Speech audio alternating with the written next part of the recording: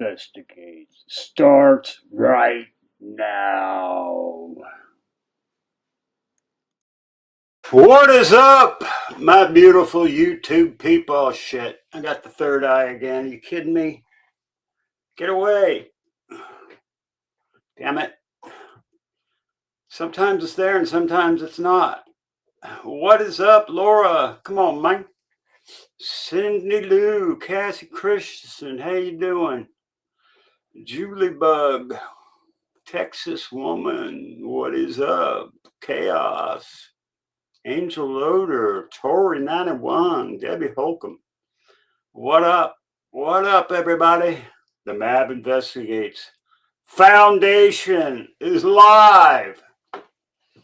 I got it right here. Look at this. Bank account right there. All signed, sealed, and delivered. Our first beneficiary is going to be Chatty Jen, because her husband has been diagnosed with cancer. And she, yeah, duct tape. That's a good idea, Laura. Duct tape. A big old piece of black duct tape up there. Chatty Jen, her husband has been diagnosed with cancer, and the Lord kind of put it on my heart. You know what? That's going to be the first beneficiary of the MAB Investigates Foundation. Oh, Lord. So that's cool. Now, I haven't taken a penny out of the channel yet. Hey, Pam, what's up? New subscriber from JLR. Love to hear it. Pam Empson, welcome. Welcome. We love our little gang we got going here. Sassy girl, what's up? We're doing good. Cancer sucks. Yeah, I hate cancer as well. What I hate more is knowing that there's cancer cures, because I read patents, and I ran a patent. Hey, Patriot Pride, what's up? I seen your thumbnail. Looks like you. Looks like Tommaso's going to be the target tonight. So yeah, the MAB Investigates Foundation is live. We got our first beneficiary. So I haven't taken a penny out of the channel yet. So I figure out how to take all the money out of the channel and put it in that bank account. I loaned the bank account $500 to get it started. Justin Investigates, what's up, brother? Good to see you. So yeah. Damn, my face is frozen. I just got done eating ice cream, and oh my God, Texas Woman, new member. Oh my God, I so appreciate that. Everything's going into this this 501c3. Every dime that we make on YouTube or any other way is going to go into the MAB Investigates Foundation, and it's going to go to help the homeless, the elderly, the veterans, people with like Gold Star families, like Adam's organization does, and yeah, like homeless people, just people who are down on their luck and they need a little help, right? So it's not just one thing, it's a multiplicity of things. Let me put these comments on stage and make them a little wider. Wide, no, regular, and make them big. There you go. Got it. Learn how to do this damn YouTube thing. Hey, pretty little clues, good to see you. So I've been looking at the Nancy Guthrie cake. No, I don't have a website set up yet. That's the next thing to do, is set up the website, and then the books will be open on the website.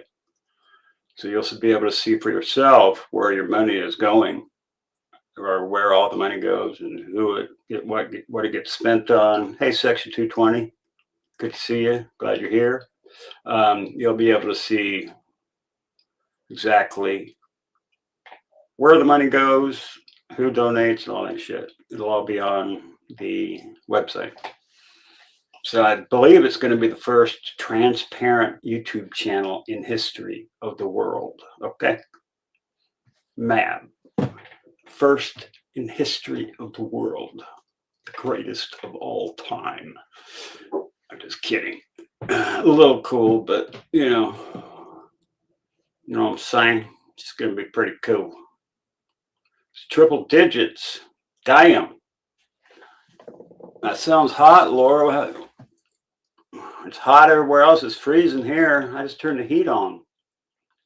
It's like 60 here. I'm going to be a trendsetter. Force everybody to go public with their books. Find out what's really going on with that money.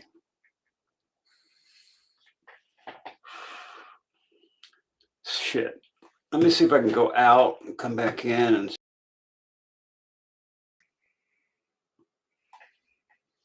it wasn't like that yesterday.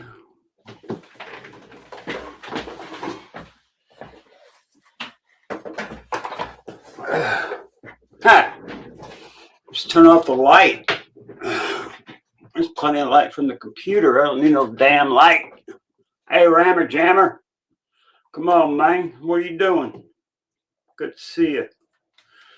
Well, what is going on in the Nancy Guthrie case?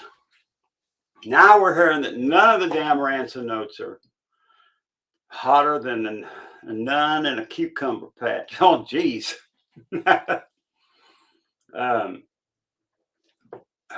Now I hear that none of the freaking just got back from spending my life savings on fireworks. Kind of got some boomers, huh? Oh yeah, baby Mabs is engaged. I got a picture of the ringer. My wife does. Mrs. Mab has a picture of the ring. I got videos from that party we went to, feeding the ducks and stuff like that. And I got pictures of $3,500 on fireworks. Damn. Throw a couple bucks down on the super chat, Rammer Jammer. Come on, man. There's a lot of money on fireworks, son. We used to make our own fireworks. What we use, we'd fill these balloons with, I think it was like acetylene, and blow them up. FBI says some of the notes may be legit, but who knows, right? And then we got 100 in Carolina. Hoo-wee. Big party at my house. Got big family. Right on. Come on, man. That's going to be a big party. That sounds cool. I like my new goat background.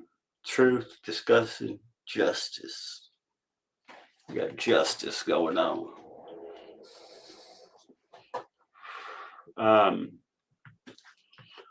So we got Brian Anton and we got good old the Brew Crew. Got a couple videos to look at. I got a couple hours to hang out with y'all. It's hot enough. You made my lasagna in the mailbox. That's damn hot. It's like 60 degrees here. It's freezing. Shades and all, yeah. ChatGPT just made that up for me. Virginia's for lover. That's why it's hotter there. Right on. Let's check out the Brew Crew because we got Kalela going to court tomorrow. And he may spill some beans if he knows anything. But we don't know if he knows anything or not. But we'll see, right? Let's check it out. Let's check them out.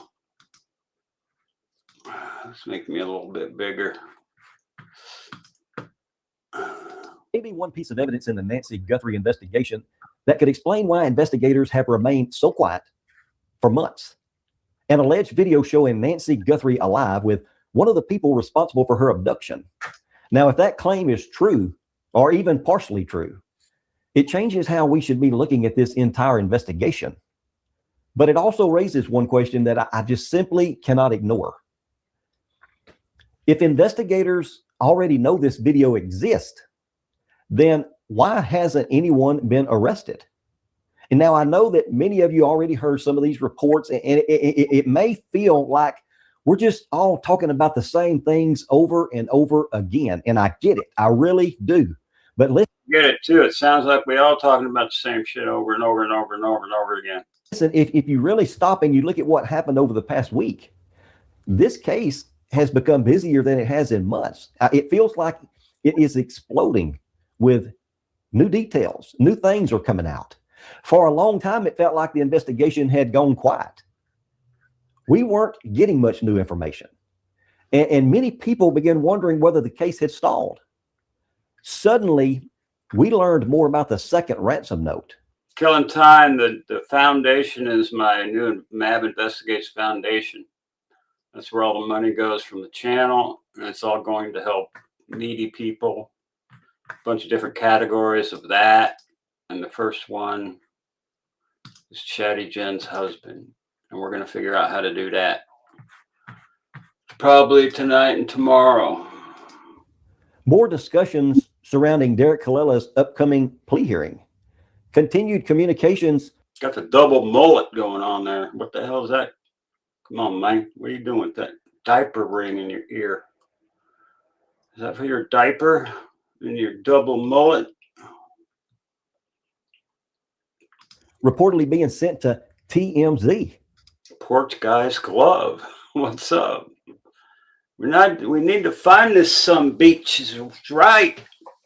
Where the hell is this video with the phone and phone with the video? And now claims of an alleged cell phone video showing Nancy Guthrie with one of the people responsible for her abduction. None of these developments standing alone. Chatty Jen, is she here?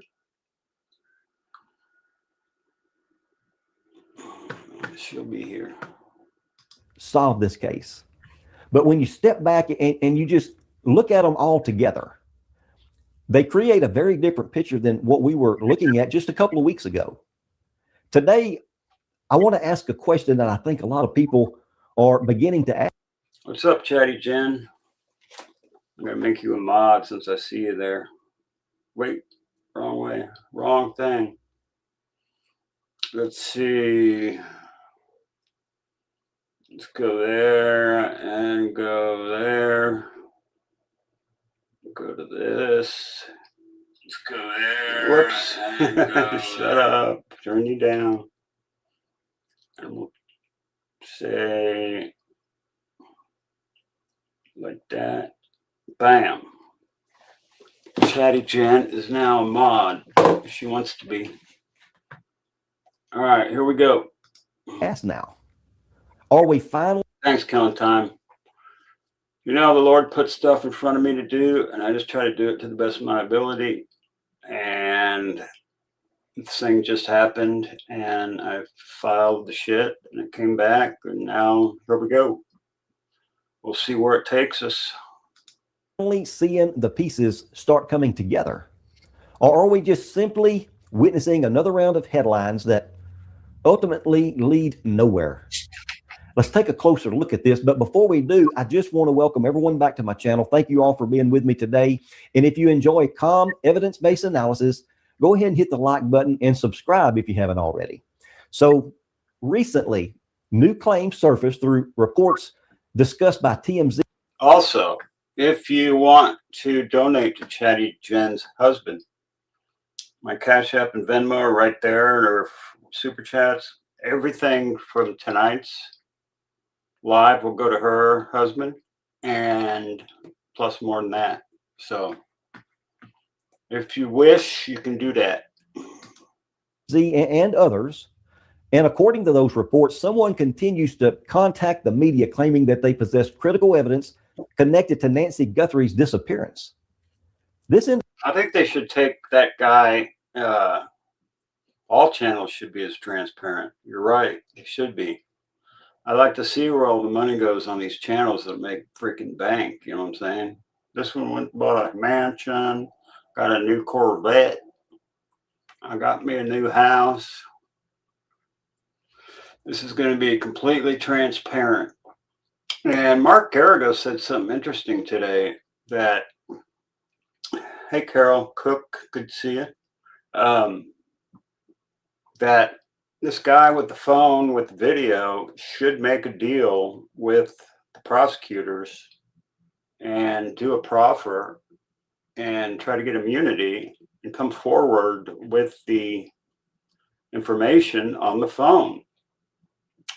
And that can be done through an attorney, and the reward can be done through an escrow account. I used to be an escrow agent for patent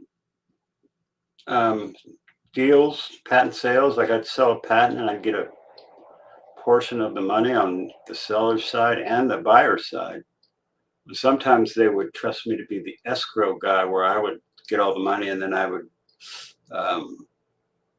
hand all the money out because they could trust me with like millions of dollars because I had a good word in the business.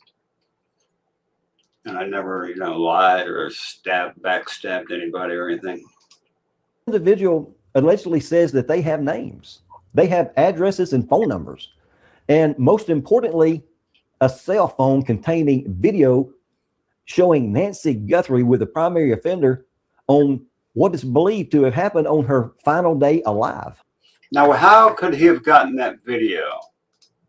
Could he have owned a house and had a hidden camera in there, and then the kidnapper and Nancy went through the house, or on some kind of a ring cam, or this guy took a video himself? Seems like he'd be a party to the crime if he got a video of it and didn't turn anybody in, right? Crazy. We'll see what happens. Let me check my settings here.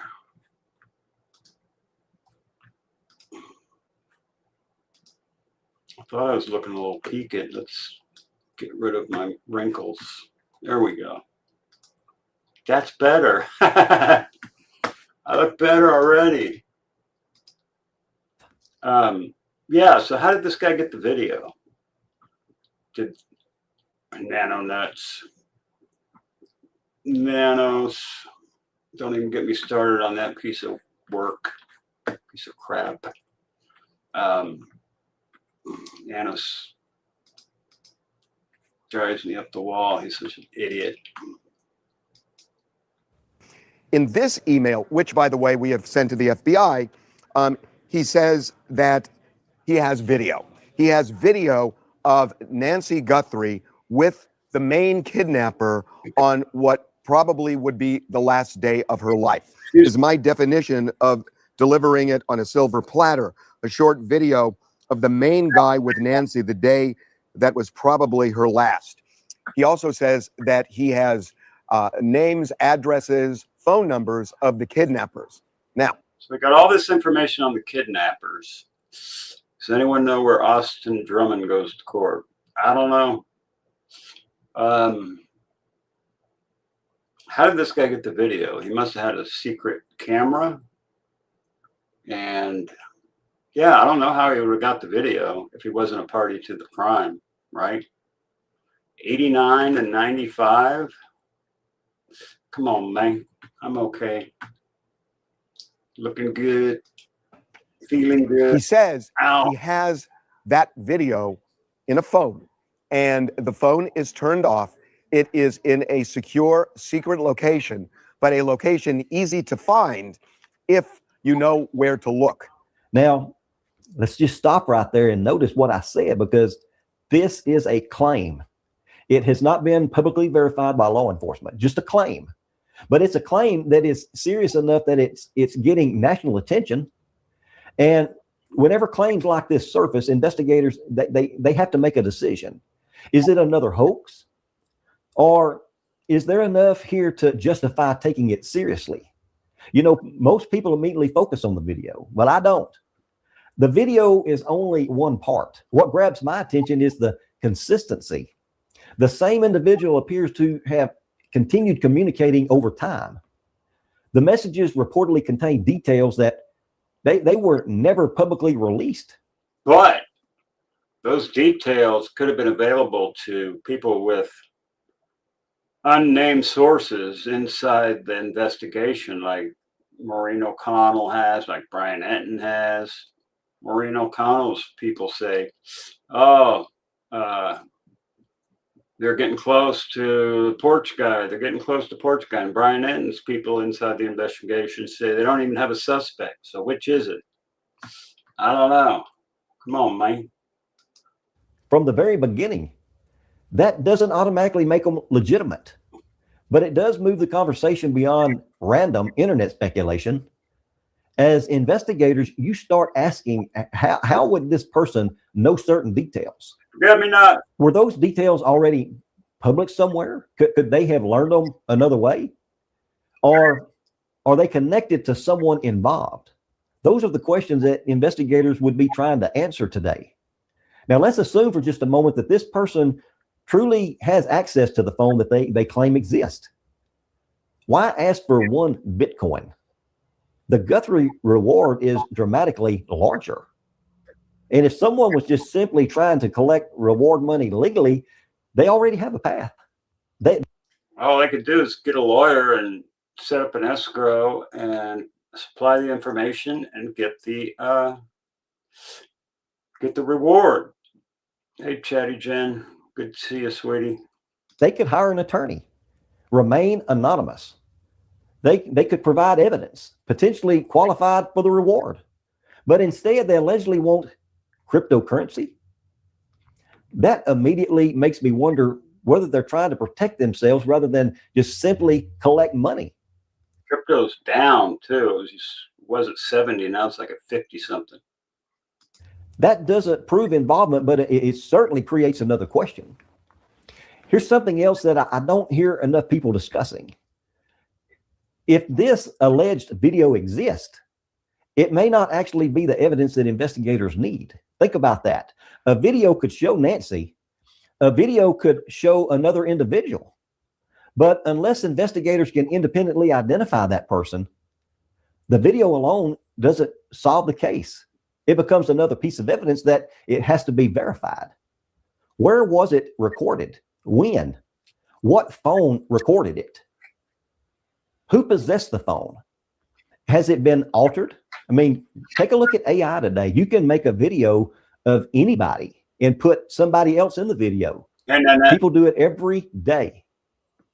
Who has handled it? Every one of those questions matter in court. That's how investigations work. Evidence isn't simply accepted because someone says it exists. It has to survive courtroom scrutiny. Elena M., good to see you. Welcome. Another possibility, a rare possibility that's been discussed, is what if investigators already know exactly who has been sending these communications? Remember, law enforcement doesn't have to tell us what they've been doing. If federal investigators have identified the source, they may already be monitoring communications, maybe building a larger conspiracy case, or waiting until... Yeah, we've seen the climbing of the Empire State Building. Would they get married up there or something? I seen that. They can corroborate every claim before making an arrest. Silence doesn't necessarily mean inactivity. Many complex investigations become quiet just before significant developments occur. Now, as someone who spent 21 years in law enforcement, I keep coming back to this one thing. This investigation now involves DNA evidence, digital forensics, Apple Watch data. You know, the Supreme Court just came out with a decision on geofencing and took a lot of the teeth out of geofencing warrants. So say cases like the Kohlberger case, where they got his car coming to the house and turning off and turning on and all that shit, where you have to be very specific when you do a geofencing warrant now, because they've tightened it. The Supreme Court just came out with a thing on that. And Maureen O'Connell, the guy from Chicago, that YouTube channel that she's on, They were talking about it yesterday. I saw that. I should have probably grabbed that video, but I didn't. Anyway, though, the geofencing warrants are going to be more difficult to get. And so a lot of people may be appealing their cases and get reversed.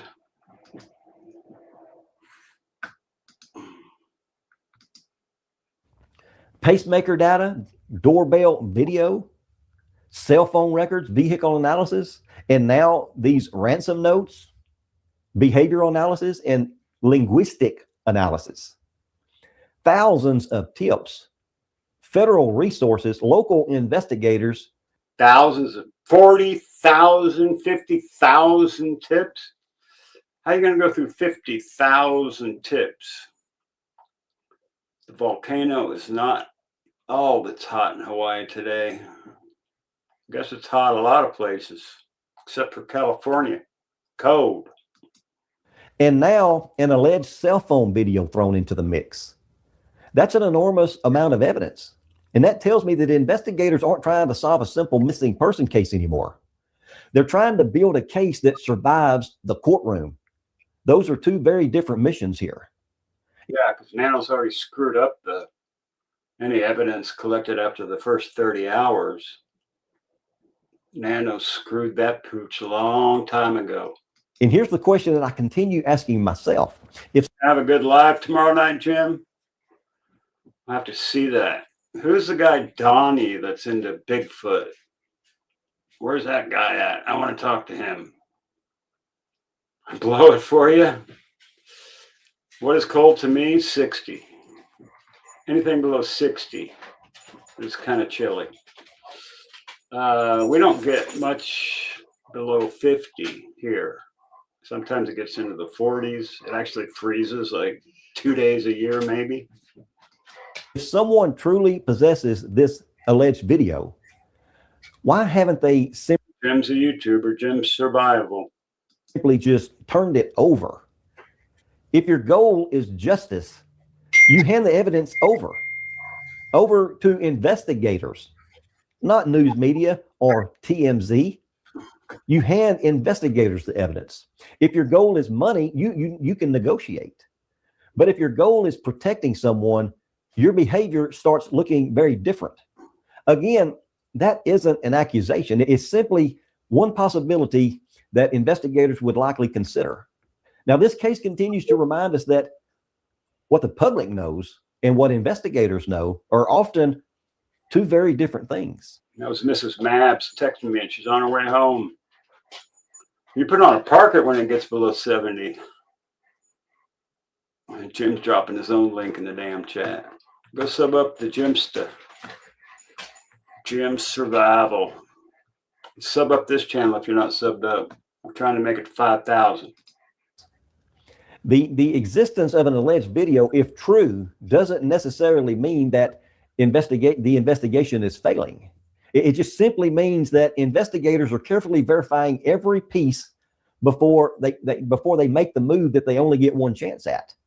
And history has shown us that the strongest criminal cases, they're often the ones that are built patiently. Now, before I wrap this up, I want to leave you with one final thought. I've seen a lot of difficult investigations over the course of my 21 years in law enforcement. Some cases are solved in days. Some takes months. And I've seen cases take years. I'll do that right now. But one thing that I've learned is that investigations don't simply stop because the public stops hearing about them.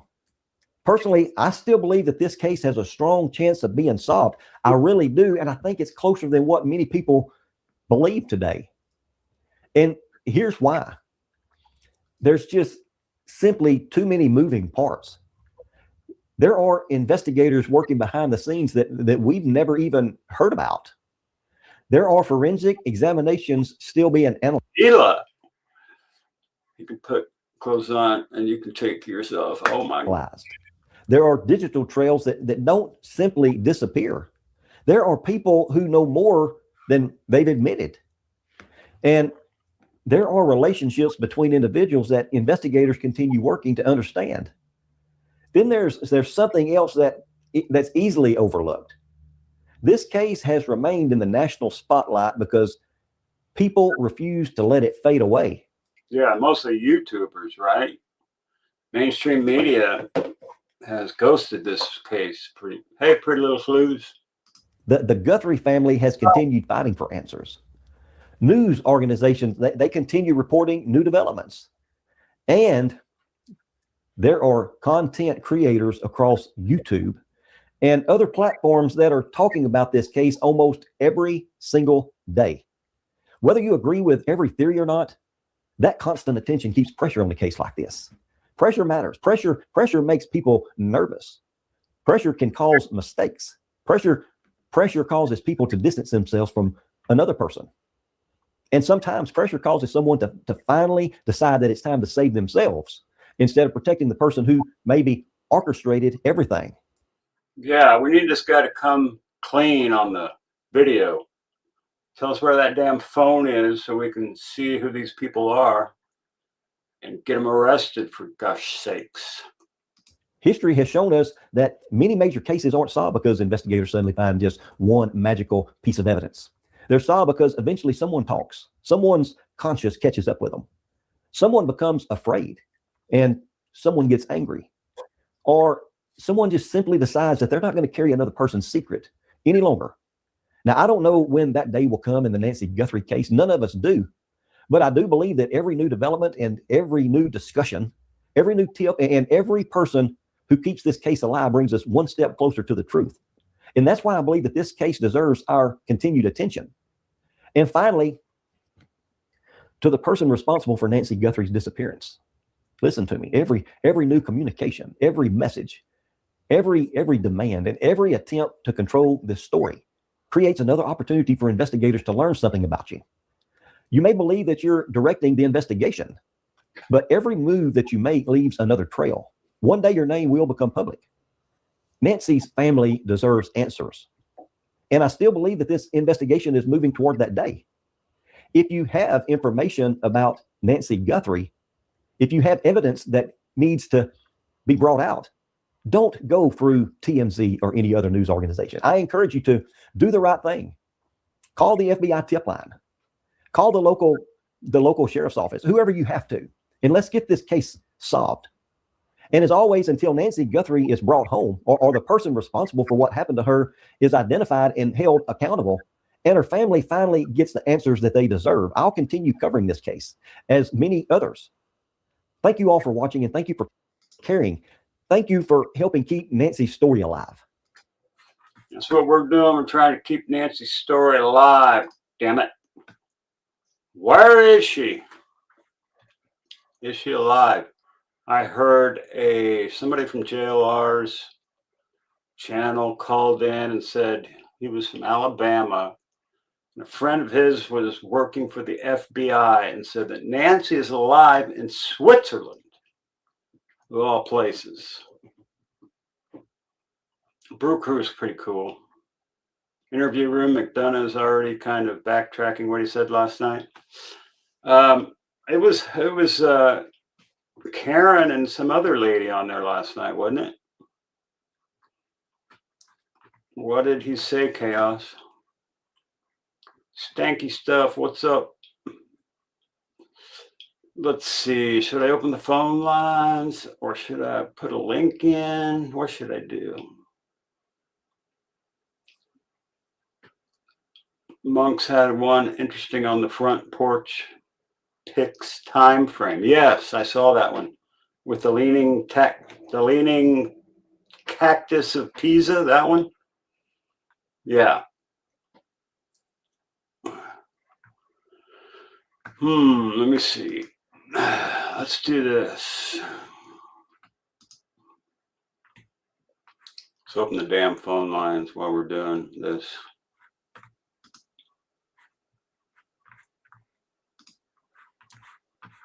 Okay.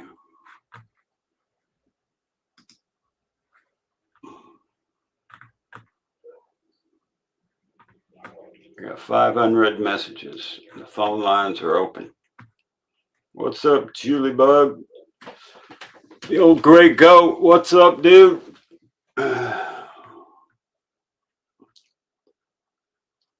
What's going on? The McDonough's. Imperial Beach.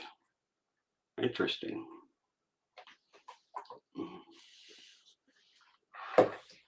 Monk's Intrigue. Let's go check him out. What has he got going on?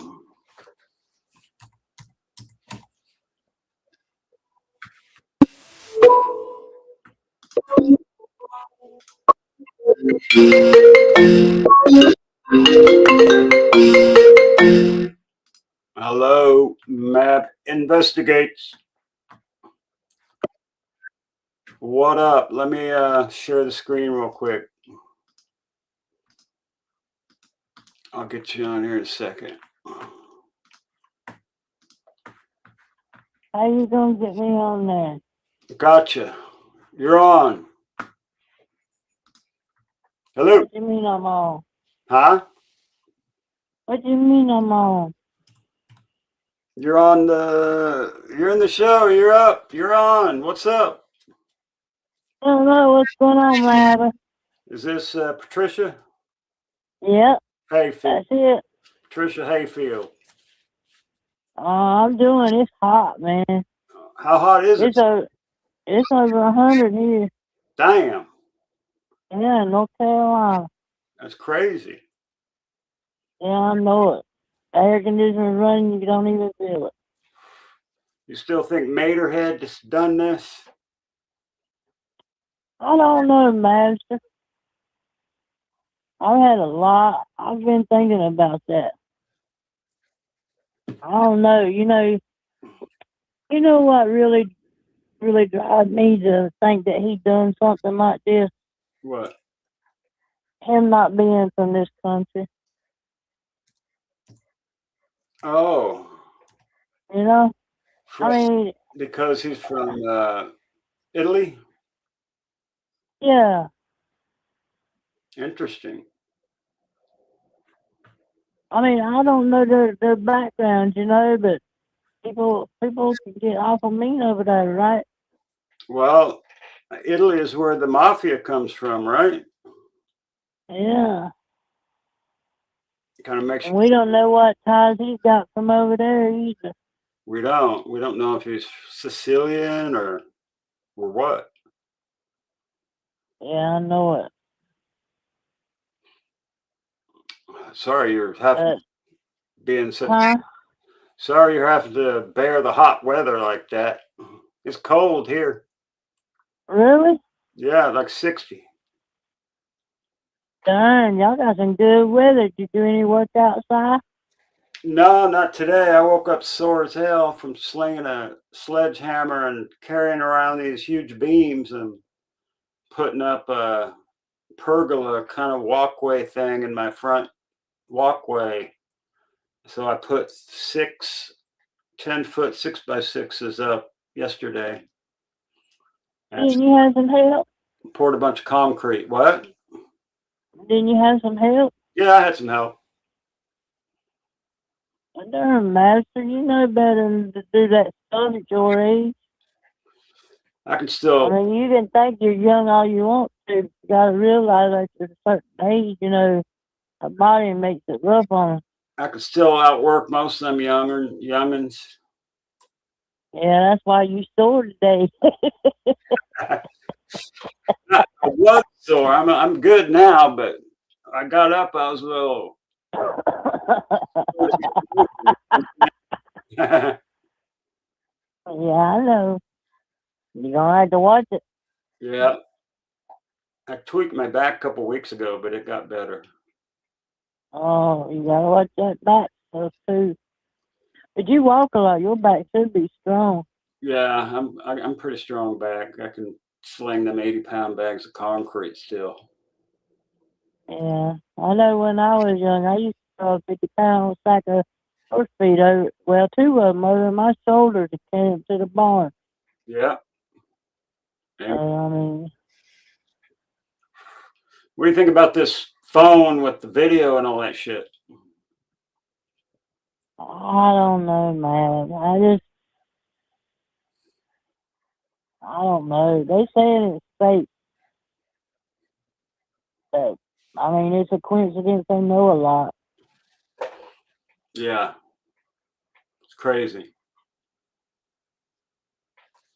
Yeah, sometimes I think that they just trying to make a movie. Yeah. Sometimes I You think know what I mean? sometimes I think this whole thing might be a big false flag. Yeah. You know what I'm saying? Like They, she's still alive somewhere and they're just screwing us all around. yeah. Let me ask you something. Do you think this is some cyber warfare stuff? Nah, I don't think so. I don't know. Because, you know, over there where we're fighting in Iran, that's where all that uranium or lithium is from over there, right? Yeah. And then they got some from India. Yeah, they'll Iran's gonna get their butts kicked here in the next few weeks. They already lost Uh, about 10 leaders last night. you know, I think that's bad. We have to do stuff like that in this world. Ain't no telling how many little kids and stuff that we've done messed up and everything. Yeah. I mean, you think about it. I mean, the way we have to do things in this world for our country, there's no wonder why there's no little kids grow up that turn against the USA, you know? Well, the Iran situation is a different deal. They got 5% or less of the country ruling over 90 plus million people who do not like them. I remember when this whole thing went down, when they got all them hostages, the Iranian hostages back in when Jimmy Carter was president. I remember it. Yeah. And I remember the evening when they did that, tried to rescue him. Carter tried to rescue him. They crashed all them helicopters and killed some servicemen. And then the day that Reagan took office, they let them all go because they knew he would go there and kick their asses. So it's been 47 years that they've been under this totalitarian regime. They want freedom. And I think they deserve it. I think they deserve to have freedom. You know, last night I was thinking about this deal with Nancy and stuff. You know, there's a lot of people that'll do stick stuff for clicks and views too. Yeah. You know, it could be maybe some like an older adult with some kids or something. Yeah. You know, some that's on the drugs or whatever. Or she could have been sitting outside, but you know, just watching the old wild pigs, and then something she seen something she wasn't supposed to. Yeah. Got it. Well, I appreciate you calling, Patricia. All right, Master. You take it easy. All right. Don't work too hard. You'll be calling in Adams later on tonight, right? Yeah, you gonna be there? Yeah, I'll be there. All right. I'll be watching. Okay. We'll see you over there. All right. All right. All right. Bye-bye. There's old Patricia Hayfield with the Mater head. I couldn't understand half of what she said, but phone lines are still open. What do we got? Monks. Oh yeah, he was talking about that cactus plant, and that we could tell it was from July 11th because the cactus was like limp. I think. Yeah. But Brian Enton was talking about the DNA situation, and I was going to play some of that. I watched your YouTube video, Sikorsky 23, and it's really fantastic. I'll have to check that out. Sikorsky's got a channel. Everybody's got a damn channel now. Come on, man. All right, here we go. Let's share this. If the phone don't go off, we'll stop the phone. We'll put on the screen. I can always switch it back. 46. Thanks so much for checking out my show. Really, really appreciate everybody for checking out my content. Appreciate everybody who has subscribed. In this episode, I'm getting into the latest in the Nancy Guthrie investigation. First of all, there is this new report out from Reuters, Reuters news agency, who is reporting that they have a source saying that the FBI has determined that the ransom notes, that all of the ransom notes essentially connected to the Nancy Guthrie case are not real, which is interesting. I don't have any sources telling me that, but I've told you guys before, I also don't have sources telling me that they think they are 100% real. What I have been told is that, you know, all possibilities have to stay on the table right now, and they haven't been able to confirm it either way. Although if you look at my show and you go back and look at a lot of the experts and the retired profilers who I've interviewed and people like that. We go swim with the sharks when you get to 2K. Damn. I need to get to 5K, y'all. Sub up. Most of them have been very skeptical of the ransom notes since the beginning and have thought that they don't necessarily make sense, that there was never any proof of life, and they have just sort of been skeptical of them, really since we started talking about them, even those first two. And the first two are the ones that I have taken the most seriously. The first one that came that had some specific information about the inside of Nancy's house, and then the second one that said that Nancy...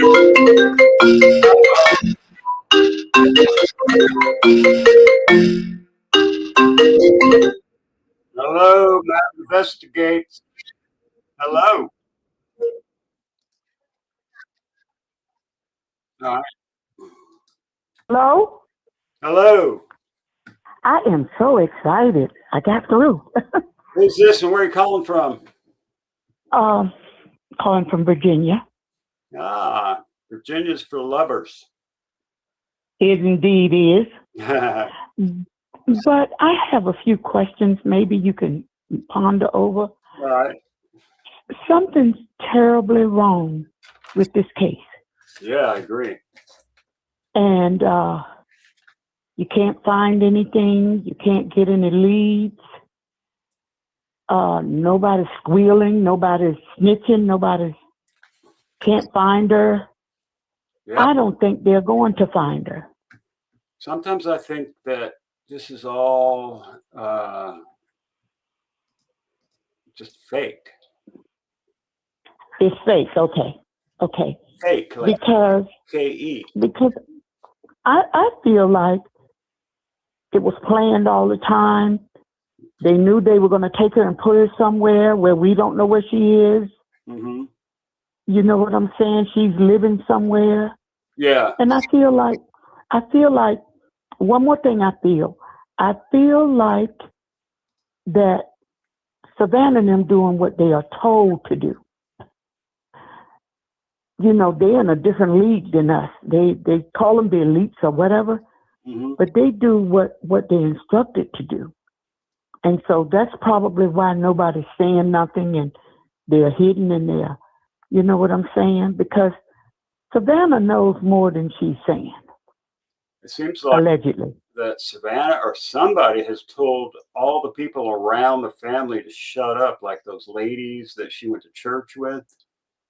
Oh, And you think they were threatened?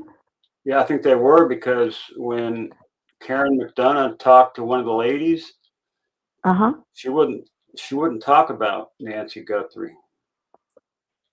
She said, Well, I hope all this stuff come out. I really do. It's disturbing. yeah, it is. I agree.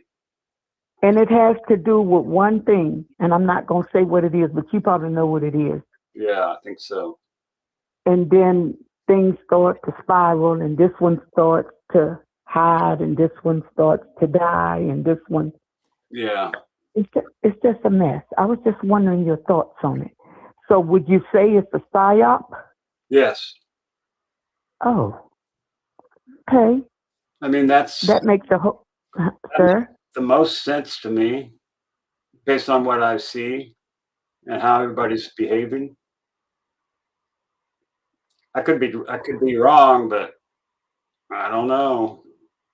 But the YouTubers, Yeah. if you were a YouTuber, like you're a wise man, Well, thanks. would you even go back? Even if you could go back there, would you go back and sit? In front of her house? Yeah. No. Hmm. Nobody's. Anybody who, There's nobody there. It's not. so they say, we don't know. Oh, let me tell you what other vibe I feel. Okay. You remember her name, Ghislaine? Yeah. Ghislaine. Okay. It's the kind of same spirit, like you play your part until it die over.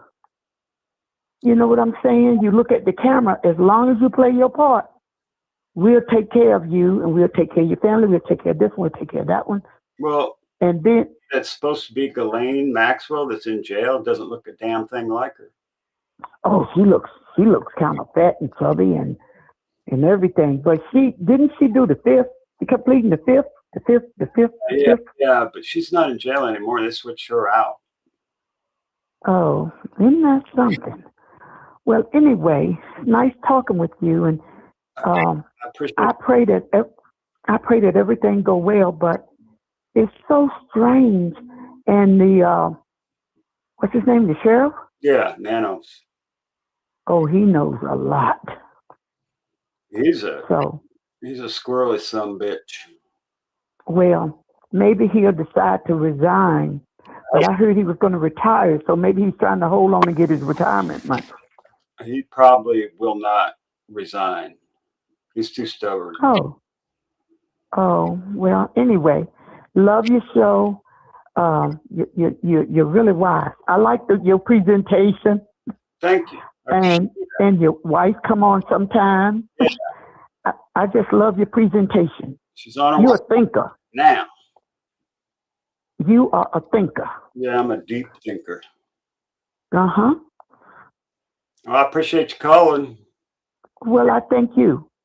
All right. Talk to you soon. Bye-bye. All right. Bye. Well, that was a nice woman that called in. Chatty Jen, is it your anniversary too today? Are you kidding me? It's your 20th wedding anniversary. And it's the first. Damn. Call already. MAB Investigates. Who are you? Where are you calling from? Howdy, sir. Hello. Wouldn't you think if the FBI told Reuters magazine or Reuters News that the ransom notes were not real, that there would have been some arrests we heard about over the weekend with names involved, like we did Derek from California for his extortion attempt? I thought somebody said that there was a couple other people detained for fake ransom notes, but I haven't heard or seen of any names or anything. Yeah, that's what I'm getting at. For the FBI to make that determination that the notes weren't real, wouldn't you think they would have had to talk to somebody to make that determination? You would think so. You know, they should be able to trace their IP addresses and all that crap. Yeah, so why don't we get no names? They threw Derek Kalela's name out there real quick. Why aren't we getting these other names on blast? I don't know. Pretty weird. Yep, I think it is kind of weird, especially with Sheriff Nanos talking to AM 1030, that Buckmaster, and he said the FBI did make some arrests when he had that interview on Friday. Yeah, but what arrest? Where? That's what I'm wondering. That'd be the only way Reuters would get that kind of information from the FBI, is if the FBI talked to somebody and made the determination to say those notes aren't real.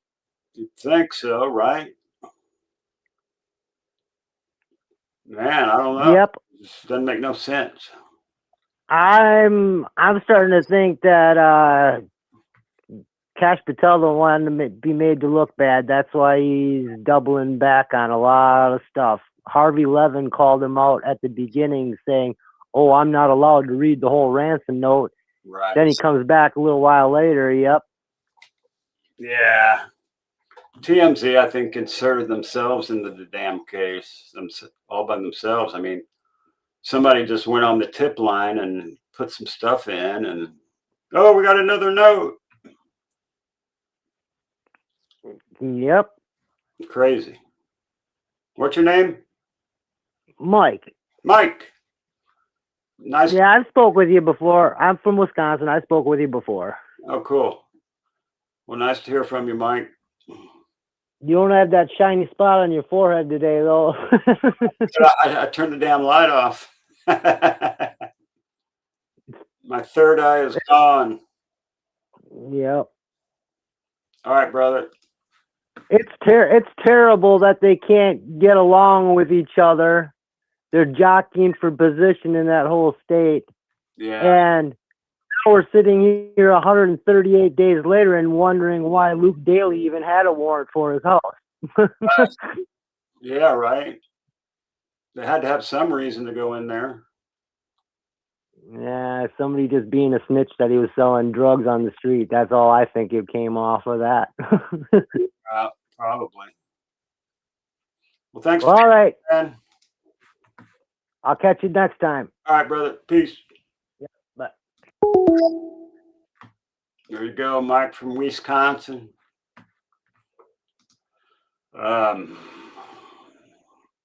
Different views on legitimate. Yeah, different FBI people got different takes on different things. The 401k is good until it ain't. I took all my 401k and bought gold and silver with it. And gold's going down. But it's going to go back up. It always goes up. Here goes, I got to share this screen again now.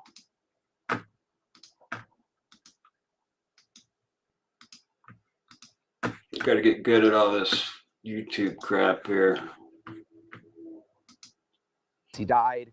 Those are the ones that I have been told the FBI has taken the most seriously. Those are the ones that Savannah Guthrie has said that she tends to believe are real. But now there is this Reuters report saying that they have a source who claims that the ransom notes are now not being viewed as real by the FBI, which, again, I'm just not sure how you could say that either way right now. If there's no suspect,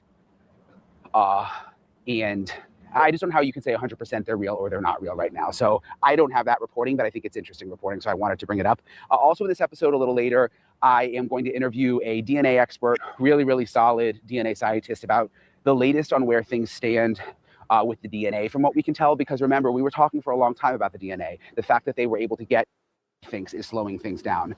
So that's an interesting conversation that's coming up a little bit later in the episode. But first I wanted to talk about something Mark Garagos said, which I talked about a while ago. But this is what I was talking about a little while ago.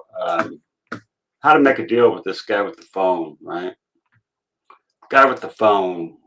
Wow, that's way too big. Hold on. How about this? There you go. But he just brought it up again on News Nation. I'm going to play you that clip in a second. He has brought up the fact that he believes that if someone out there knows what happened to Nancy and isn't necessarily the person who actually took her, could they work some kind of deal through a lawyer with law enforcement to avoid a prosecution or to avoid serious charges in exchange for coming forward with information? And those deals do happen. You get a good lawyer and they can go to law enforcement and work out. There can be some kind of arrangement. Is that what it will take to get things moving in this case? And would the FBI and local law enforcement be open to that? I want to play for you what Mark Garagos said on News Nation. Again, I just thought. Yeah, let's hear what Mark Garagos has to say. I'm surprised he's still around. He was getting up there when I was a kid on the OJ trial. It was interesting. It got me thinking again. No, that was Scott Peterson. I thought about this a while ago when Mark brought it up, but now Mark's brought it up again. And I don't know. I just think it's interesting. I think it's interesting to think about. I don't understand why this person doesn't go to a lawyer if they're legitimate. Tell the lawyer, look, I know where this stuff is. Why don't you broker some kind of a deal for me? Do a reverse proffer. Do some kind of arrangement with law enforcement. Lead them to this. Give me some kind of protection or cloak of immunity and get this done. That's the hesitation I have over giving too much stock in trade over this. That's what I'd do. I'd get a hold of a lawyer. I'd set up I speed it up to 1.25 because I can't handle waiting. I'm too impatient. Yeah, set up an escrow, get a lawyer, have the ransom put into an escrow account. And then when LE is satisfied that they got what they're after, then the escrow agent releases the funds to the guy with the phone. And you never have to even see each other. The right lawyer can broker this thing if it is true and if the person is worried about the consequences, even if they believe they would be threatened by the people who they are basically informing on. There's ways to protect you. You've already, if it's true that you have this information and you're worried about informing on somebody, there are ways to handle that. So I'd encourage you, if you're not a fraudster, to do it. If you are a fraudster, it's not going to end well. So just something really interesting to think about. Kind of got my mind moving. Maybe that is a way that we could get some more information on the Nancy Guthrie case, and maybe that is. And he was just on again, so I wanted to play a little bit of that. The juxtaposition of what we would do versus the sheriff's office, because we're not. Oh, this is Cajun Navy. He talks kind of fast, so I'll lower it down to 1. Privy to everything that they've done or what they may not have done. But like I said, we're very good at search and rescue. We have a lot of resources we could have brought to the area, other partner groups that we work with. Why have they done no searching? That is what blows me away. You got a mom, 84 years old. She goes missing. They say she's a walk away for the first 30 hours or whatever until they decide it's a homicide. And nobody's looking for this woman. Nobody's searching. Nobody's doing a grid search. They turned down this search group here, the Cajun Navy. I hope it's not the Cajun Navy that was around in the Sebastian Rogers case was, because they sucked. The airboat, those guys were idiots. I've seen them do some shitty stuff, those guys. But I guess there's several Cajun Navies, so maybe this one's better. In the area, or willing to come to the area and help us search. I think early on, when we were closer to the abduction date, it would have been a lot more beneficial.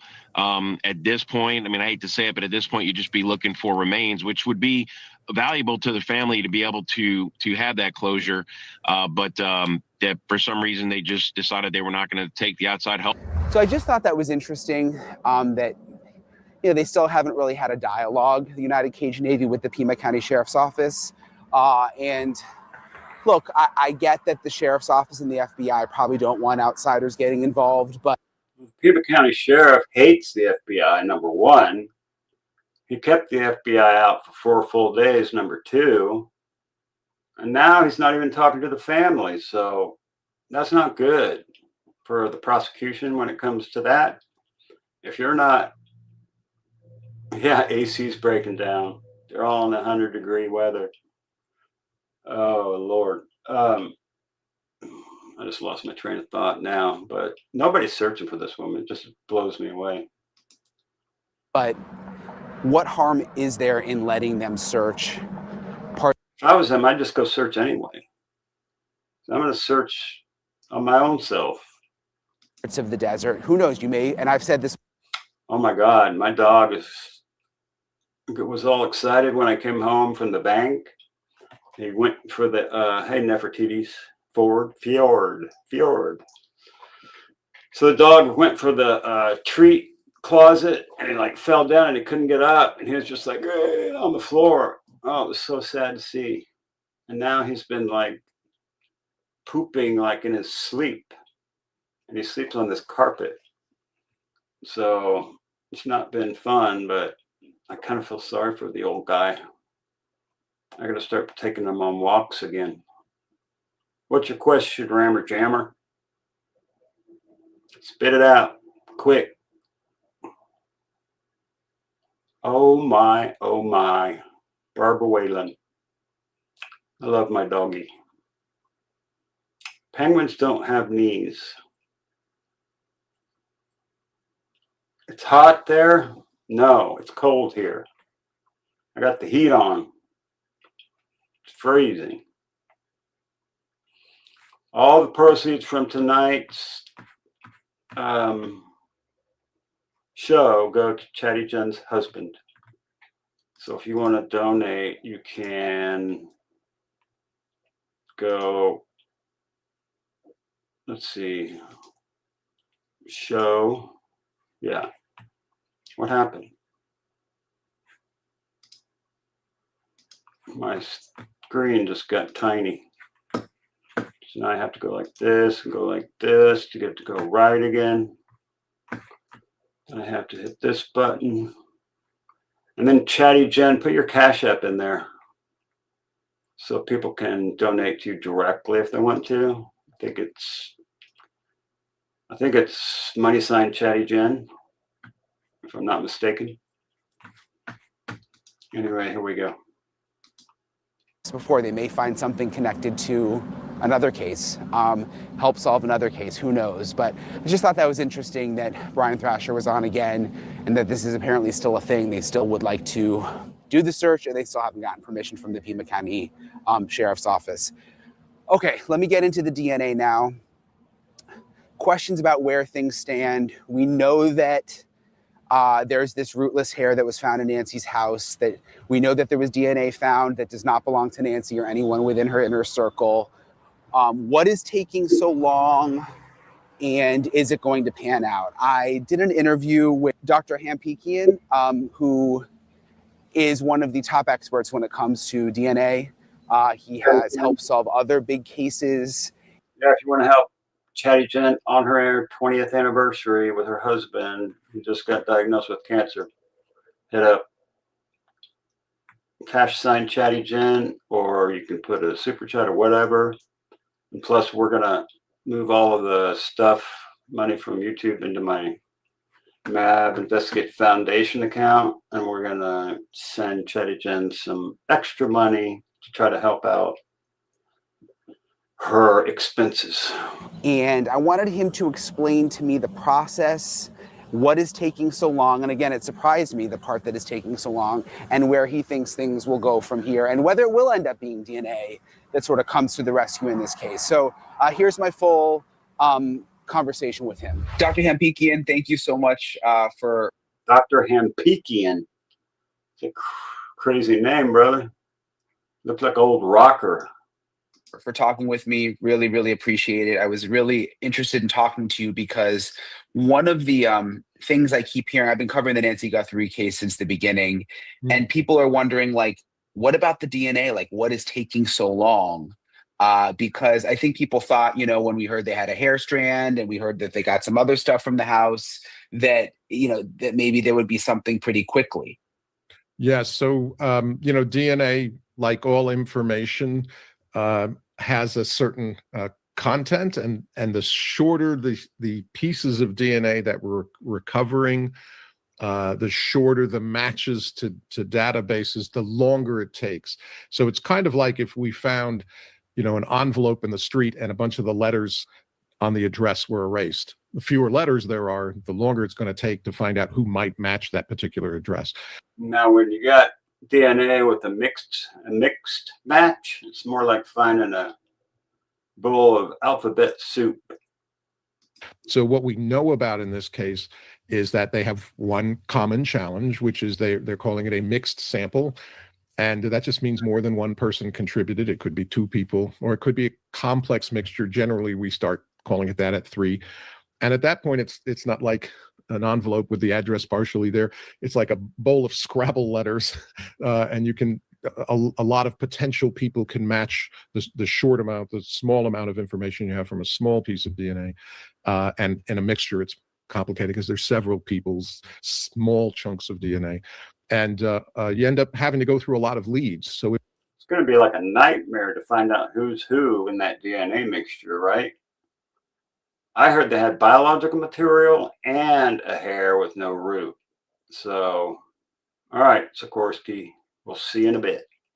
They have the hair and they have the biological sample, but we don't know what is what and who the hair comes from. But if it's a mixture, it's going to be even longer. right? If they're getting a hit, if they have data, which I assume by now from both the mixed stain people who are talking about and the hair fragment, they have data, and it's probably either partial data or not well represented in the database. So it's either chopped up like I was talking about, or it's from perhaps an ethnic group that is less represented in the genealogy database. And that would be anything but Caucasians. You know, Western Europeans in general, are white Europeans are the ones who've participated in the genealogy more than other groups. So yeah, that could be part of what's, you know, making this take a lot longer. Yeah, and we have no idea, obviously, who the suspect is or what their background is. I'm just thinking that part of the country, it's very close to Mexico. There's a lot of Hispanic people in that area. Again, I have no idea if it's a Hispanic person. But if it was, well, it's probably a Hispanic person, but it could be a white guy with stick-on mustache for all we know.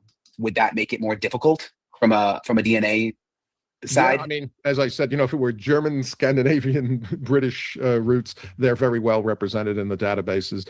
And I'm not sure about particular, you know, Hispanic populations.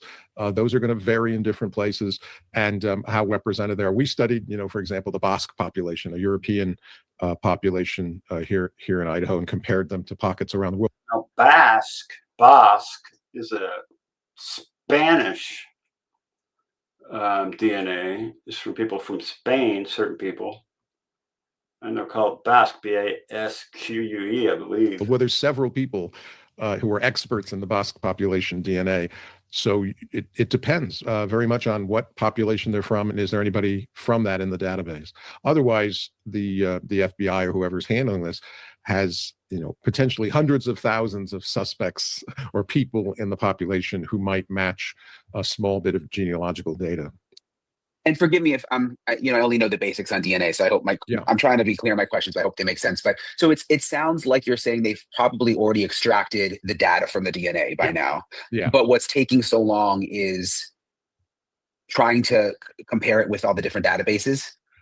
Yeah, obviously they're not in CODIS. Otherwise, we'd have an arrest by now.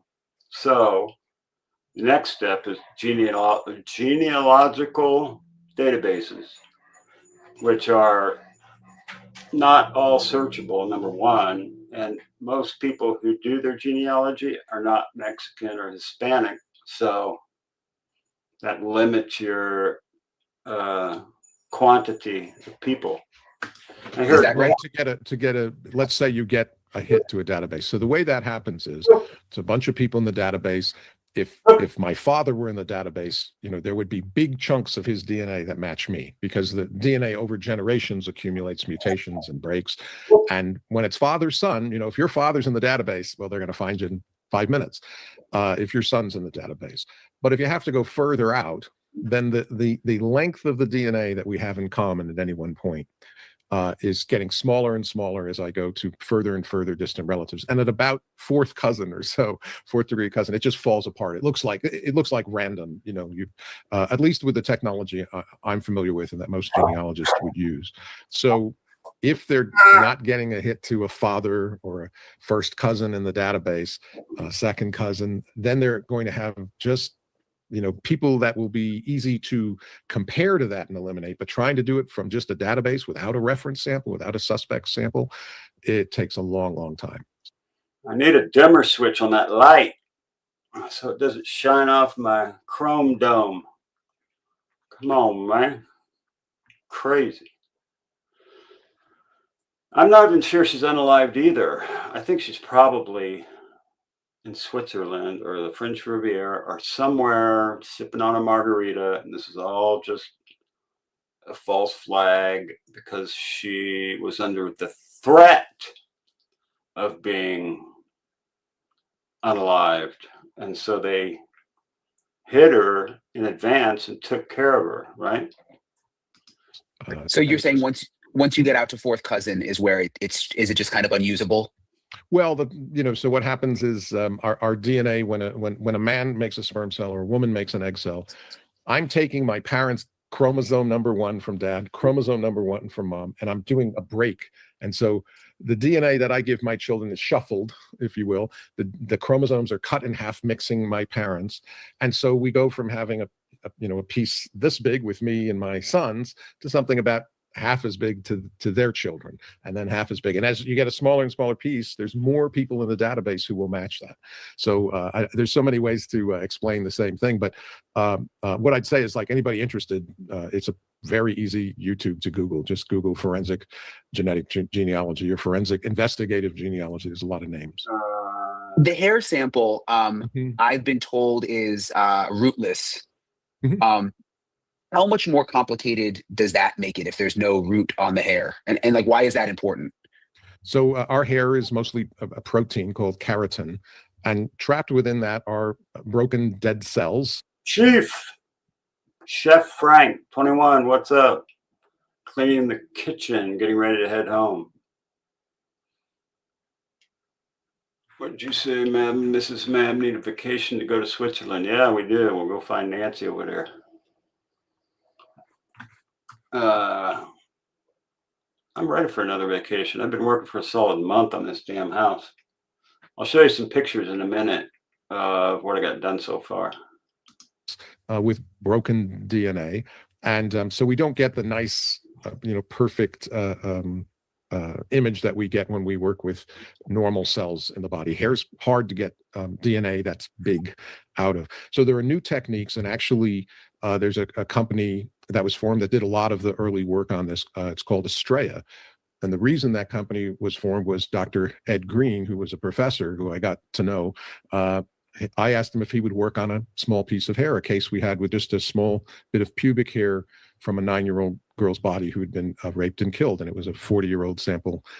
And the man had served wrongfully for 20 years on death row here in Idaho. So some guy's in 20 years serving time for something he didn't do. And they're going to figure out who did it from a piece of pubic hair from the girl's body 40 years later. Is that what he said? And so we're trying to find the real person who left this. And the man had served wrongfully for 20 years on death row here in Idaho. And so we're trying to find the real person who left this pubic hair. And that's what I think, Patricia. She's in WITSEC. I think she's in the kind of like what you would call the witness protection program, where she'd be alive. And all of what you're seeing is just all bullshit. Nobody's ever going to get caught. And it's all just going to go away. That's why they don't want anybody talking about it anymore, it seems like. It's hotter than a jalapeno cooter with a witch's brass bra on there in the Carolinas. So I asked Ed. Come on, man. Because Ed Green is the first author on the Neanderthal genome that was published. But lots and lots of authors. But Ed did a lot of the computer work on that. And I thought, if you can work with ancient DNA from Neanderthals, why can't you get the same thing from hair? They're both very broken up bits of DNA. And so Ed took that on as a challenge, and then decided to form a company, Astrea, to do just this, just forensic cases and missing person cases. When the I think Astrea is in California. Only thing is rootless hairs. And now that technology has spread to several other companies, that private companies that do it for the government. And the technology at the FBI, as far as I know, is the standard technology we're all using. It's stuff you buy, from companies. Once you get that sequence, and some people are better than others at getting the sequence, and then it's a genealogy project for the people who go to libraries and check public documents, who interview family members when they're close to a large fragment match. And it's a lot of, gumshoe work, a lot of detective work once you get that data. But the data probably didn't take that long to get. It's a week or so to just clean it up and get the data. And then after that, it's trying to follow these small genealogy maps to potentially hundreds of thousands of people initially. And then you figure out, well, what age, was the person who left this evidence? Well, they're not a child, they're not somebody who's ancient, probably 100-year-old. So you narrow the band, and it's just a lot of thinking. People do great work. So do you think they would have been able to get some kind of DNA off of the hair, even if it was rootless? I mean, it's standard now. And, depending on which company you go with, I keep asking what their efficiency is. But with a small bit, 2 centimeters of hair, just a small bit of hair, if that's what's left, they ought to be able to do it and get a full read. Some companies tell me 40% of the time. I think there are others who are getting like 75% success rate. So okay. Yeah. So the chances are good. What makes one company so much better at it than another? Like, It's hard. I'm having trouble spelling. I don't know what they're talking about.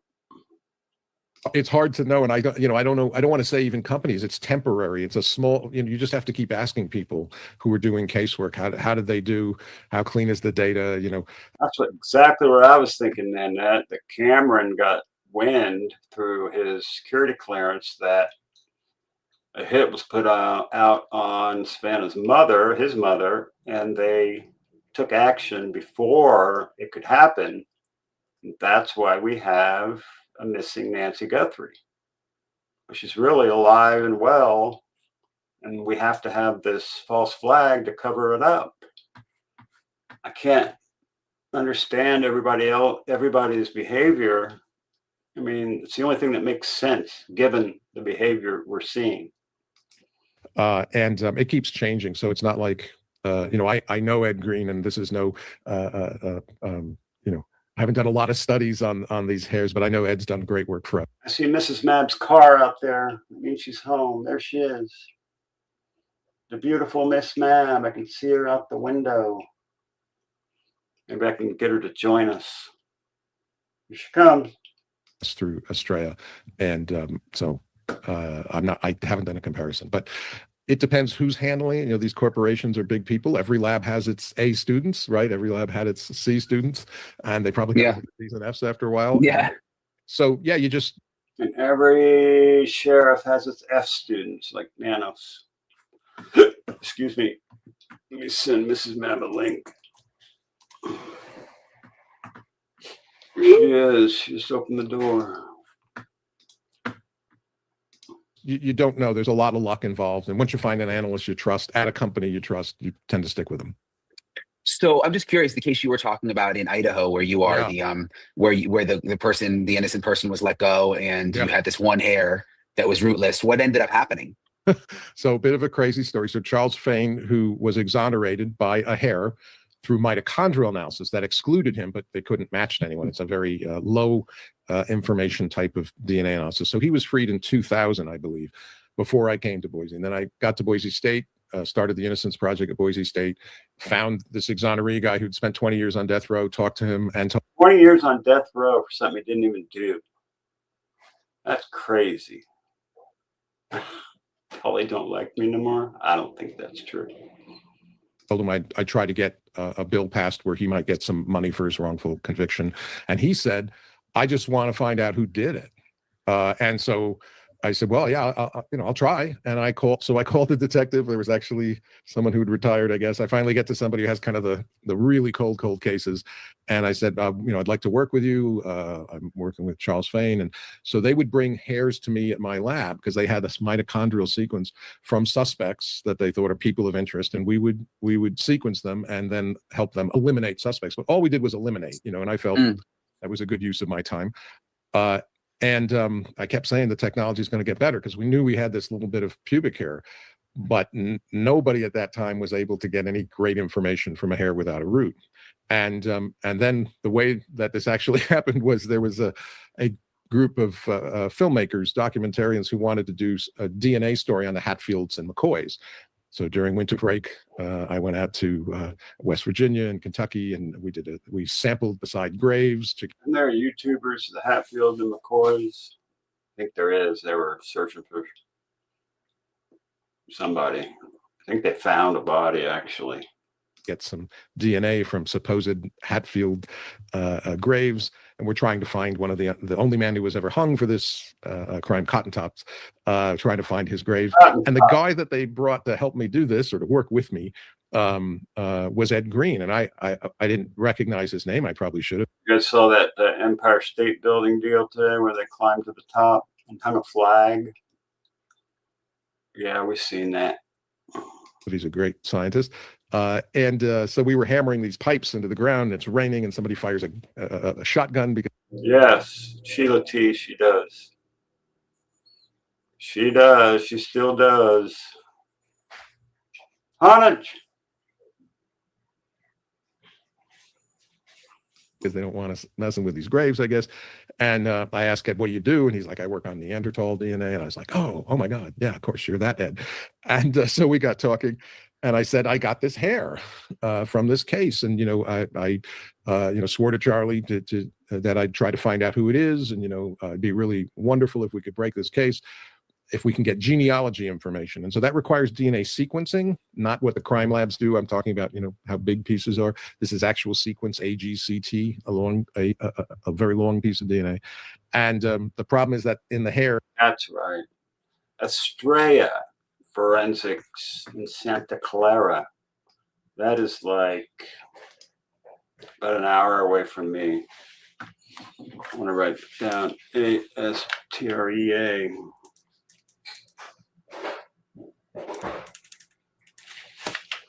Thank you, Nanette. I appreciate that. Yes, it is, Ladybug. These pieces of DNA are broken down to like 32 bases, 23 bases, very hard to sequence.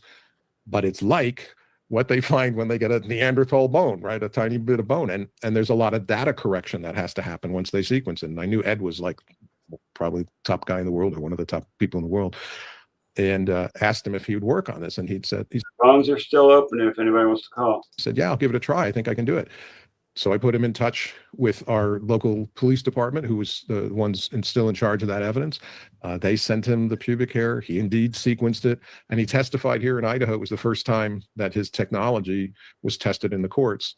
He has, they've closed, I don't know, probably 100 missing persons cases and a lot of crimes. And the first case that they did, though, was this case that a man had been exonerated, and we were trying to find the match, and he was found. Wow. Yeah, and this is 40 years after, and I got to meet the family of the victim with Charlie, and my work had been science, and then trying to get Charlie compensated. But to meet the family there in the courthouse when the guy who actually did this, is being tried. Come here. Come here.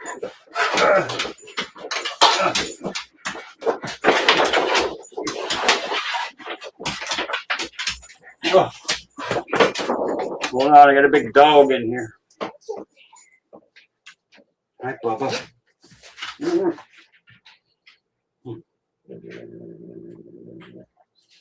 Oh, he's moaning. You're moaning because I'm rubbing the ears. See ya. Big honking dog. And he was Thanks, Sandra. convicted. Was just a kind of an unreal experience and very validating for that 15 years of trying to get a sequence out of this hair. So the guy who was convicted had just thought he got away with it all those years? Yep. He was actually, I believe, in custody for something else, incarcerated. Okay. Wow. And it was what a story through a family member who had donated to one of the databases. Wow. Yeah. I mean, that's not the kind, that's a kind of a career capper. And then we did get the compensation law passed, and Charles Fain was finally declared innocent, 20, even more than 20 years after he got out of prison. And he got a little compensation, went out and bought a used Chevy truck and a house, and he's, finally retired from work he could no longer really do with his hands. So yeah, it was, anyway, that's the start of, a lot of people were trying to get these sequences out of rootless hairs, but really Ed and his technology kind of got everything going. And all the other companies who now have it, I think, got excited by that. That's my understanding. If I'm wrong about the history, I apologize to whoever may have done a lot of work on this that I don't know about, but that was our piece of it. And I know that Idaho was the first place this technology was ever testified to using hairs. So I found the Estrella in Santa Clara, California. Forensic genealogy. For genealogy, hairs without roots.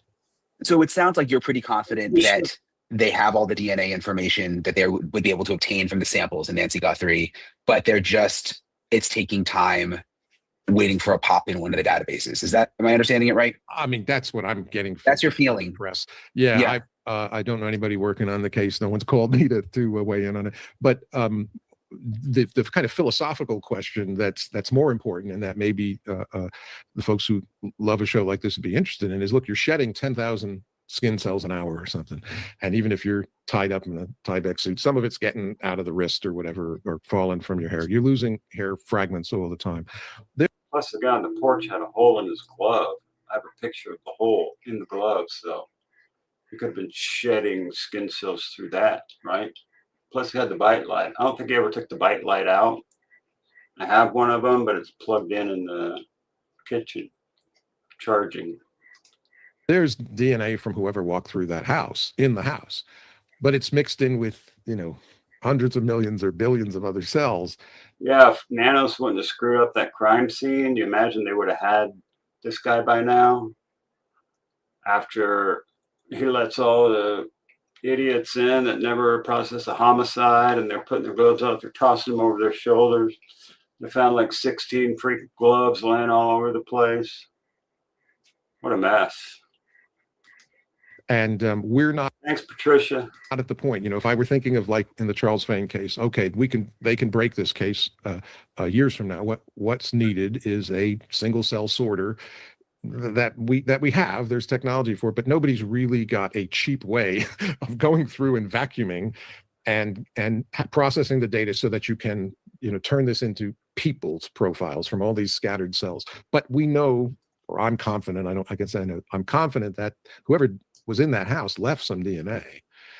What we want is a smudge where they left 100,000 cells, or at least 1,000 cells, and that's hard to find when the person had protective clothing on.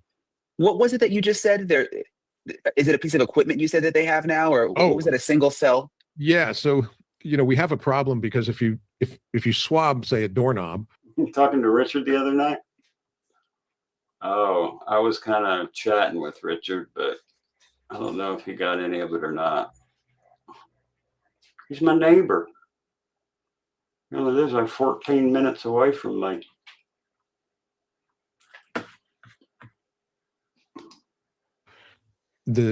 Could be 100 people who left DNA there that's still on that doorknob.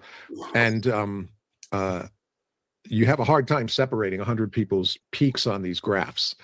Each person gives 1 or 2 peaks at any of these locations we look at, where I was talking about we measure the length of the DNA. But you get 100 people, you have every possible peak in the human population there. After about 20 people, you can have that. So mixtures are hard to deal with. But if we could, excuse me, look at a stain under a microscope, swab it and transfer the cells, and have a way of robotically taking one cell at a time, then we don't have this mixture problem anymore. Everybody's DNA is not piled. It's like the voices are separated in an audio. And so by going to the single cell level, to me, that's kind of one of the ways that the field moves forward. And there's a lot of people working on that. There are ways you can go in with a laser cutter on a piece of tape or a slide with cells and take one cell. And the technology for getting usable information from single cells is getting better all the time. So in my lab, we could do a single cell, like, I don't know, maybe 30% of the time we get enough information for it to be useful. But as that technology gets perfected or close to perfection, that'll be the way we'll in the future look at these sites where somebody left. What kind of gun did Perp have? Probably a Glock. Not sure. Might be a stun gun too. It's kind of hard to tell. It's a semi-auto, it looks like to me. Yeah, FBI is screwing everything up. Hey, Deb Moondorf, good to see you, darling. Just a few cells, and you want to be able to vacuum, have the data gets separated into these. Who knows how long that'll take. But until then, we have these mixtures. We have partial sequence from hairs that might not come from populations that are well represented in the databases. So I think that's probably what's taking a long time. And the parts guy could have had a stun gun in the holster and a pistol in his pocket, or the other way around. But I think he had wires. I think he had a headset on and a walkie-talkie and was in communication with somebody else. Because when he went down to pick up them flowers, he got up and looked over at his buddy who was off to the right. Yeah, They got a stun gun. Stun gun. Like he needed it for an 84-year-old lady with a cane that could barely walk. I don't think you need a stun gun for that. We don't know if any of this evidence is probative. We don't know if the DNA they have was actually from a person who committed a crime, or if it's a cleaning person, or somebody who made furniture that they bought or whatever. So we're assuming a lot when we talk about they found DNA. They tend to know, investigators know what to look for, but a drop I'm gonna go see if I can get Mrs. Mabs to say hello. Hold on. of blood that looks like it might be a mixture, or that was smeared maybe by an assailant as they're leaving the house. And so they would have perhaps the blood of the victim, but maybe a few of their own cells. And that mixture and the amounts of cells is what's very important. We can probably get down to one. If somebody contributed 1% of the cells in a mixture, we can work with that DNA now. But if they were 1 in 1,000 cells, probably not. So is the technology changing in a way that even if they're not having any hits right now, years from now, suddenly something happens where the Nancy Guthrie case is solved? Is that sort of the way it works? It could. So let's make some assumptions, a hypothetical. They have DNA from a hair, very short sequence information, or sequence not well represented in that ethnic database. And so what would happen there? Well, somebody related to the person who left the DNA becomes a donor to a database, and now you get a hit, 10 years later or 20 years later. Somebody close enough to the person who left the evidence contributes to a database, a second cousin, sister or brother or something. And then boom, you're in business, basically. Yeah. Plus, we don't know where the data world is going to go in the future. It could be pretty soon there are large databases of DNA that we're all a part of for whatever reason, identification, finance, something, Finance? Why would you give your DNA for finance? I got Mrs. Mabs set up in there. She's going to join us at the end, I think. the security, and that might just solve all of these old cases very quickly. Once we get participation beyond the participation we have now, we have the CODIS database, the FBI, who's in there, convicted offenders and arrestees. We have the genealogy databases, who's in there, people interested in their genealogy, right? That's a very select group. And eventually, if we have an identification that involves DNA, say for a passport, they want to make sure they can retrieve your body if it's lost in another country or something, then we'll be able to solve crimes very quickly. Once you get everybody registered, it's kind of like a phone book at that point. You just look up the DNA. Yes. Well, it's super interesting. You really helped me understand it better. So I appreciate your time. And if you ever go missing, I was just thinking you would have there'd be a lot of hair there. They wouldn't have, maybe one of your long hairs would be found easily because you have good hair. So well, I don't know if that's because of your DNA, experience that you just wanted to make sure, It's what doctor has long hair like a hippie? Come on, man. Cut that hair. The luck of the draw. Some things some things are already in the great beyond that they had to pull things hair. I don't know. Yeah. No doctor has taken it yet, and neither has nature. But well, I appreciate your time. Yeah, Brian, very great questions. And anytime you want to call, I'd be happy to talk about DNA. I hope I was clear. Yeah, you were. No, you made it very understandable. So thank you very much. All right, bye now. All right, have a good day. Bye. I really appreciate Dr. Hampikian for coming on. Hampikian, Dr. Hampikian. Interesting name. And helping it's complicated. I mean, look at science, DNA, we try to break it down, but it's. She could have known karate. Karate chop the porch guy in the nuts. It's all complicated, so it's very helpful to have someone like him sort of put it into a way that we can understand. So appreciate him very much. His other stories are just fascinating with the cases that he's helped solve. Appreciate you guys for watching. I'll let you guys know if there's any other new updates. I've been on the road all week. If you guys have been watching News Nation, I'm doing this road. Sorry, I'm going uphill. That's why I'm a little out of breath. This road trip on News Nation. So I've been on the road, sort of all over the place. But I'm staying on top of all the stories. Might plan a trip back to Arizona soon. And we'll keep you guys posted on everything. So I appreciate everybody for watching. You guys are the best. I'll talk to you guys later. Peace. Brian out. Orange. Where are you?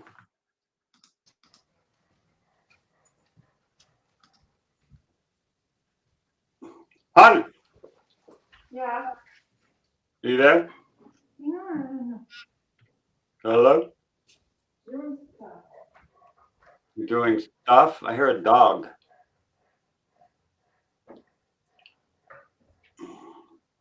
Could have been a stun gun. Could have been a semi-automatic. It was definitely not. I don't, it didn't seem like a revolver to me. But where's Nancy, dang it? She's probably alive somewhere, if you ask me. This is all bullshit. Oh, it's Mrs. Mab. Hello. Uh-oh.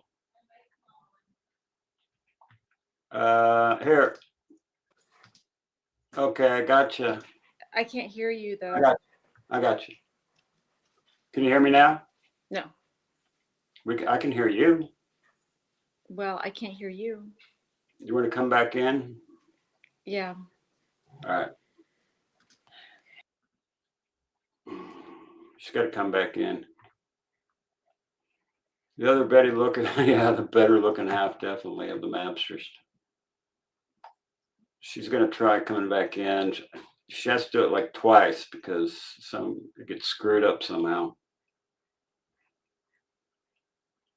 She'll be back in a minute. Then I got to give her the good news about the MAB Investigates Foundation.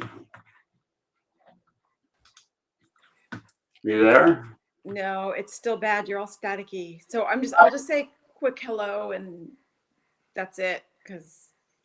What? Oh, the MAB Investigates Foundation is active. I started the bank account. That's awesome. Yeah. Yeah. Yeah. Yes. It's going to be great. I know. All right, honey. All right, sweetheart. I just got home. I know. I'll be in there in a little bit. I got to wrap things up here. Okay. All right. All right. Peace. Bye. Mrs. Mab's getting booted from the studio. All right, you guys. We're going to hang out with the Mrs. Mabster and do whatever. Probably got something. She probably got something for me to do, I'm sure. Tell her about the new bank account and all that stuff. Yeah. I'm going to go rest. Today was a day off. Spent an hour at the bank. Then I had to price a bunch of wood. I had to buy 8 2x12 by 16s, which are a lot of money. Where's my little thing? Right here. 2x12s, 8 2x12s, redwood, $728.58. 32 by 4 by 12, $669.36. Together, that's $1,400 worth of wood. Just and I already spent $600 for the posts. So that's like $3,000 for the damn wood for the freaking walkway. Can't keep up, y'all. Need some more members. All right, you guys. Mab out. I will see you guys on the next one. Thanks for watching. And Chedigen, I will be in touch. Happy anniversary. We love you. We're praying for you. And peace out.